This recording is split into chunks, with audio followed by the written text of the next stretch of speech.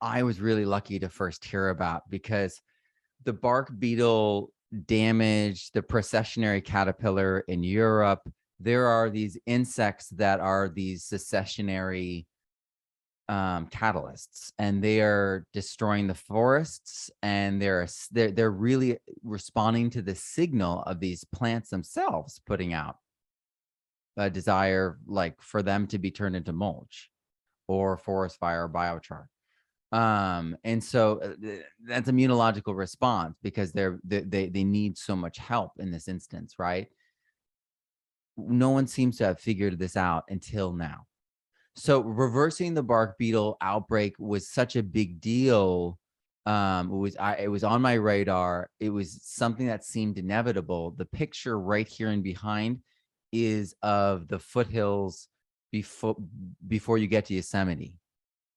So this is national forest. You can see where it's burned. You can see where it's red. The red is dead. The green is still alive or fighting. And these bark beetles are destroying these trees. And when I heard from this person that they were able to reverse this with compost, I was so excited. But it's a little bit of a sad story, because they didn't mean to do it. It just happened. They brought back they looked like dead trees. They were dying, obviously, but they brought these trees that looked like they were dead back with compost teas, and they saw the sap push out and shoot out the pupae and the eggs from the bark beetles, and the beetles themselves melt and die. And so they're spraying compost tea, and they love it, because like they're doing like landscaping. They're working for cannabis farmers. They're doing all this stuff, and they don't have to wear gloves or mats or anything. They love it because they know it's safe. And at the same time, they're like, whoa, it's killing beetles. What's going on? And someone else noticed. These pesticide companies noticed, and they all sued the compost tea company.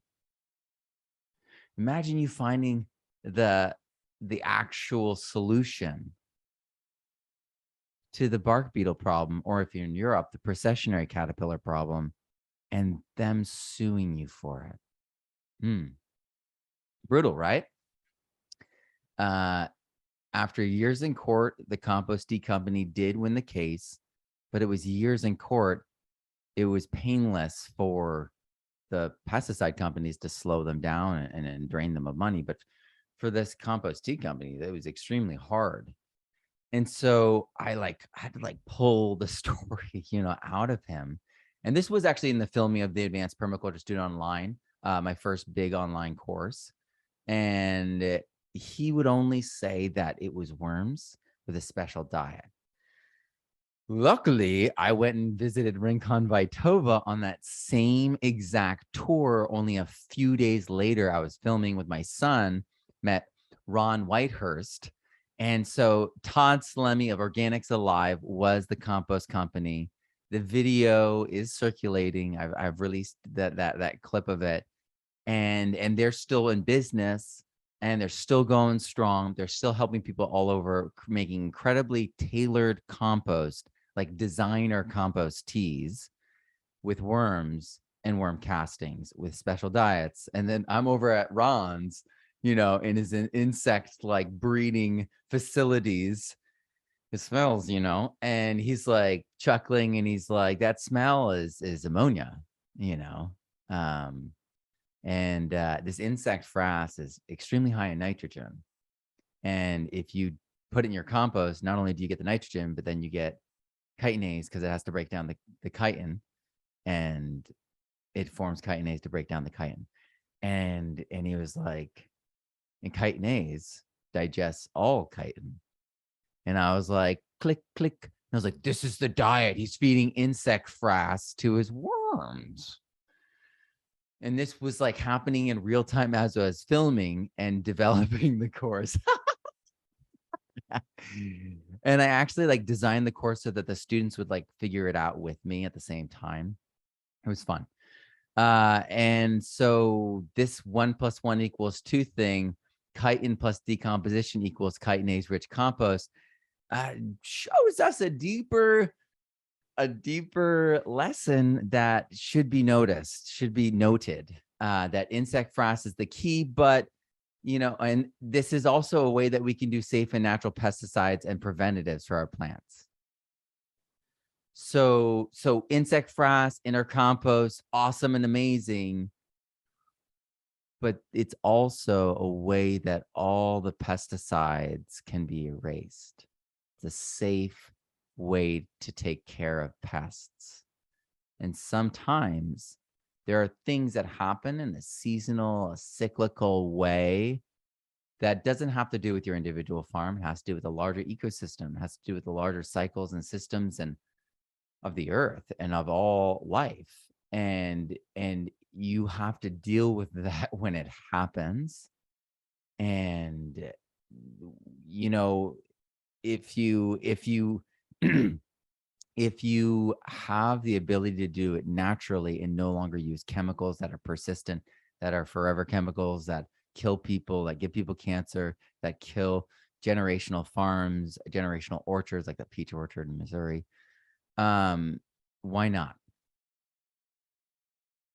And if we can use it and then water it in and have that be food that strengthens the plant, so you're not only like uh, fixing the thing, attacking it, you're digesting that thing and turning it into the food along with the biology and the humic compounds that you added with your compost tea, but you are strengthening the plant and addressing the plant's issues. So in one fell swoop, whoop, you take care of the pests and save the plants fix the plant's lack and help it immunologically be responsive and defensive. So this is something big. This week we've already talked about how the peak phosphorus myth is not real. That's peak mineral phosphorus that they can mine easily, and the fact that there's phosphorus in all the soils at the amounts that mycorrhizal fungi can mine and release. It's silly to just keep doing this mining operation and feed into this large, big, dangerous, and destructive industry. Let's skip it. Let's have plants and the mycorrhizal fungi, which can increase uptake by 10,000 times, handle the phosphorus. I mean, we are at the point where people like the late Michael Phillips realized that you don't want to add compost in with your tree roots in humid climates like he is in New Hampshire, because you want the mycorrhizal fungi to have no phosphorus bearing compounds around, so that it can really express and really get turned on. It's like having nitrogen rich fields and then putting rhizobia on your beams and then putting it on the field. It's not going to nodulate even. So you got to know your levels and everything. Tangent, but worthwhile. The point here is we've reached another end of the road with the way we've been doing things. Roundup is an herbicide. There's ways to deal with weeds that are incredibly simple. People are using steam injection in the ground to kill weeds as a spot treatment instead of spot treatment with chemicals. This is another thing.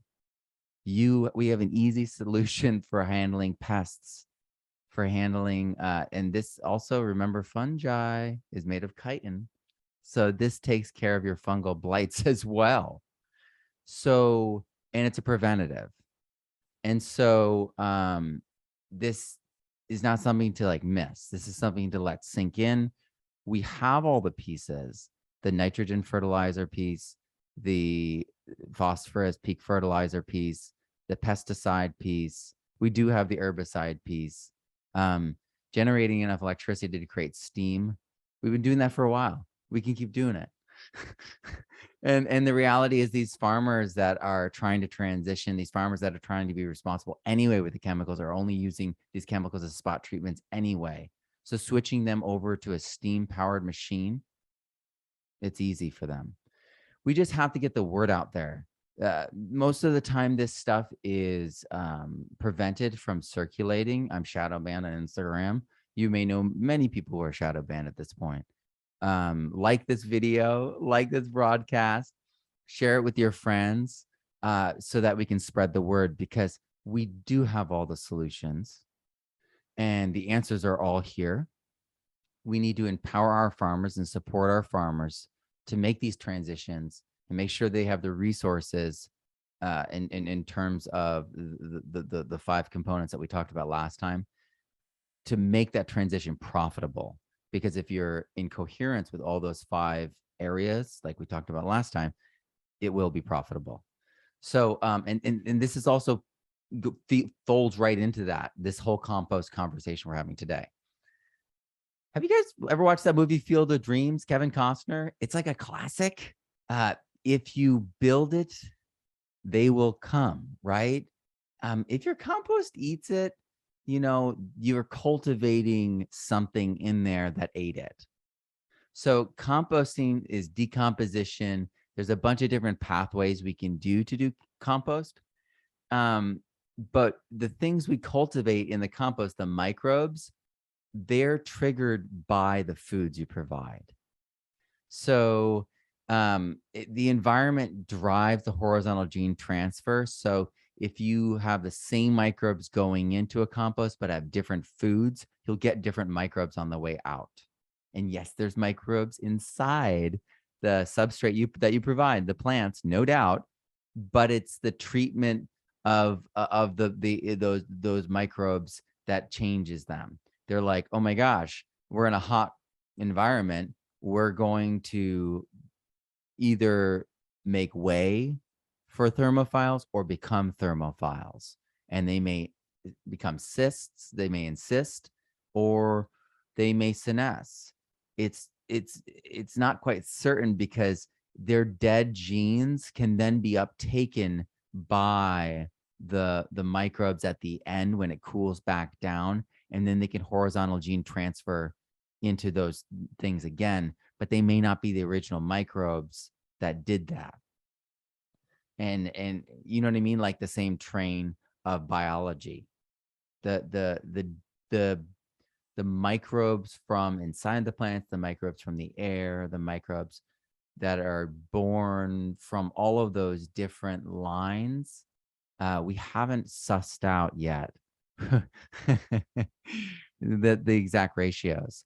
But it's really important to point those kinds of things out, because people have this tendency to talk about things like they know, and it's it's amazing to me that people don't have more humility in this space. And YouTube's different, seemingly. YouTube's really an incredible space. Like Facebook, you have people who are like keyboard jockeys, very certain of themselves, that have never even heard of horizontal gene transfer, or rhizophagy, or endophytic nitrogen fixation, basics. So I just want to like put that out there, because I want you guys to have this open mind with me and in this space, because this database, I shouldn't mention this database right now, I'm talking about this, but I'm creating a database. There's a tangent. It's going to be free that everyone's going to be able to participate in. There's going to be a pay layer. So it's going to have tools for you to do incredible things as a soil consultant, researcher, farmer, the whole 9 yards. But there's going to be a free component for everyone. It's going to be really incredible. So I really want to be open with everyone about like where we stand, so that you all can participate at the highest level in that. Because if we all can have a community of our understanding, we will progress understanding. It's like, Shakespeare, they're like, oh, well, the reason Shakespeare's so good, it was the time when the English language was truly alive and there was multiplicity of meaning and everyone really understood it. And it was in that level of fluency that everyone was into wordplay and very clever and sharp in that time period, that the greatest writing happened. It's like a Bach, Bach's story, right? Bach was the son of a music teacher, and everyone in the family was music teachers or professional performers at royal courts. Like he literally grew up in the environment, like Outliers. Yeah. So I just I want to highlight that, and I want to foster that as a community, because we can, because the internet is empowering when it's not being used for nefarious reasons. When we do it open-handedly, we're going to have open source code. We're going to be doing it all because we can, and the power of it is incredible. It's basically me doing horizontal gene transfer. Us doing horizontal gene transfer as we exchange information and ideas and research in real time, and have the fluency of communication and understanding to make meaning generate out of those exchanges and comparisons. It's going to be the bomb. So I just realized I'm from the revealed I'm from the 90s. Sorry.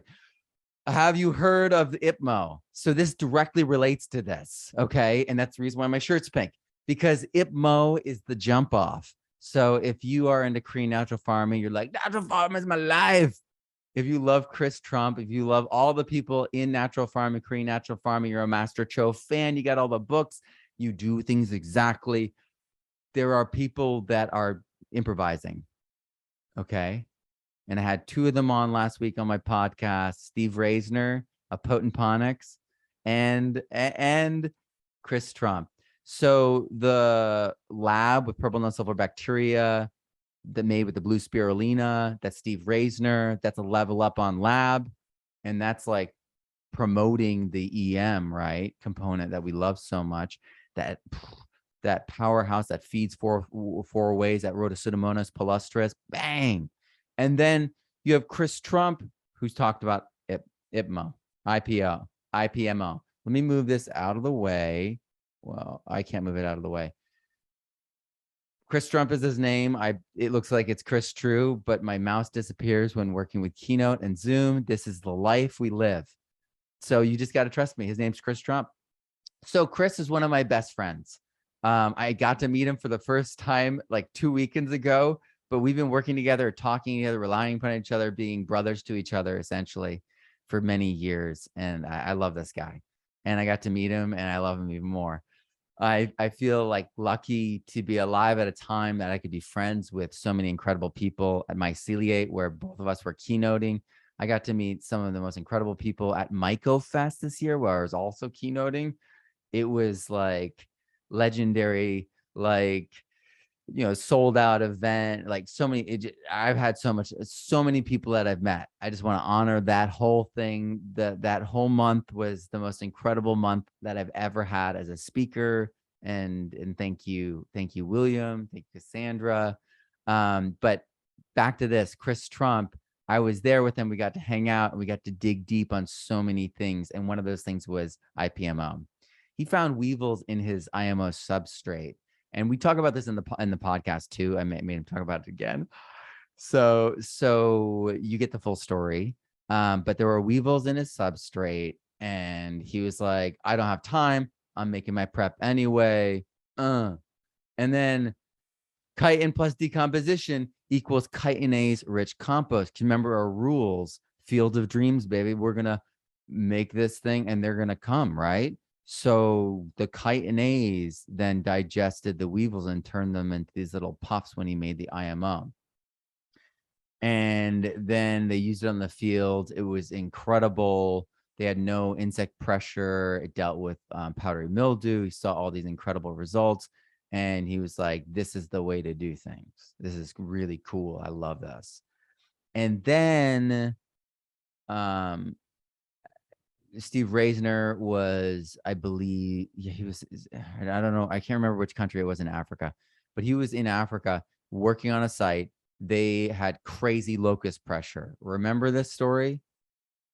The locusts arrive, like I think it's every 11 years, every 12 years in Africa, or every 15 years. I don't know. It's like the locusts here in America, but they're giant grasshoppers, and they feed and destroy everything in their path and travel like a wave. So it's quite different. These ones, the cicadas here, just make those buzzing sound, right? But these things were destroying everyone's field except for people doing IPMO, following natural farming, Steve Reisner, Chris Trump's folks, because he was spreading this information in his network. And I would add John Kempf, because John was doing his side of it's very similar what John is doing, but from a different side of it. That's what I show in my book, Regenerative Soil, that all these things are one thing. But anyway, tangent. This is compost. Compost is going to solve the problems, okay? Compost is going to provide everything that we need in these critical situations, because compost is in action. Compost is like, it's like this alchemy like process, this alchemical process that seems magical, but we're actually breaking it down and really beginning to understand what's actually going on, which is incredible. But wait, who am I? I'm this guy, this author, educator, entrepreneur, soil expert, seed farmer, and family guy. I'm a citizen scientist, essentially. And I've been working on the bridge to a regenerative future. I've been writing books, over 22 different books. I have 12 online courses. And today we're going to be talking about something old, and we're talking about something new, something that stuff that you recognize, but we're going to be seeing it, these familiar faces through new lenses. Like, remember those 5 lenses that we talked about last time? Well, we're going to be talking about those, like through those essentially. So the origins of compost. Let's talk to my original soil and compost mentor, Dr. Elaine Ingham. And there's a video called The Origins of Compost on my YouTube. I'm not going to make you sit through it again. You probably already watched it. You probably know this story, but let me remind you. In the 90s, sometimes compost helped, sometimes it hurt, and sometimes it did nothing, and they didn't know why. And so she and a few others embarked on figuring it out. And it essentially is this Goldilocks effect that's ubiquitous in our world, and you'll come to recognize what I mean by that. So, we don't grow well in the hottest hot times of the year or the hottest desert areas of the earth, and we don't grow food well in the coldest cold times of the year where it's really wintry or where it's like frozen year round, like the poles. So we tend to grow best in this Goldilocks region of the earth. We tend to thrive in all these sort of like, not too hot, not too cold kind of ways. I mean, that's what Earth is, if you think about it. We're in this Goldilocks section of the universe between where it's too hot and where it's too cold. And when we want to build ourselves mentally or physically, we need to be at a hormetic level of stress, not too much, not too little. The body actually starts to degrade if we don't stress it out enough. But if you stress it out too much, it starts breaking down. And so we really had to map it out. And that's, what, Elaine Ingham did and so many other people did. And, we need things to be like not too acidic, not too alkaline. We need things, thinking about soil.